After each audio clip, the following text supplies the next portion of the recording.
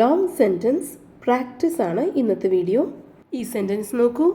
നിനക്കറിയാമോ ഒരാഴ്ചത്തേക്ക് ചോറ് കഴിക്കുന്നത് നിർത്തിയാൽ എന്ത് സംഭവിക്കുമെന്ന്? ഈ സെൻറ്റൻസ് എങ്ങനെ ഇംഗ്ലീഷിൽ പറയാം? ഇതിൽ നിനക്കറിയാമോ എങ്ങനെ ചോദിക്കാം? Do you know? ഒരാഴ്ചത്തേക്ക്, ഫോർ എ വീക്ക്. ചോറ് കഴിക്കുന്നത് നിർത്തിയാൽ, if you stop eating rice, എന്ത് സംഭവിക്കുമെന്ന്? What happens? ഈ ഒരു ലോങ് സെൻറ്റൻസ് ഒന്ന് പറഞ്ഞു നോക്കാം. Do you know what happens if you stop eating rice for a week? Please repeat. എൻ്റെ ഒപ്പം പറയൂ.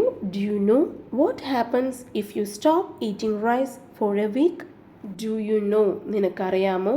വാട്ട് ഹാപ്പൻസ്, എന്ത് സംഭവിക്കുമെന്ന്? If you stop eating rice, ചോറ് കഴിക്കുന്നത് നിർത്തിയാൽ. ഫോർ എ വീക്ക്, ഒരാഴ്ചത്തേക്ക്.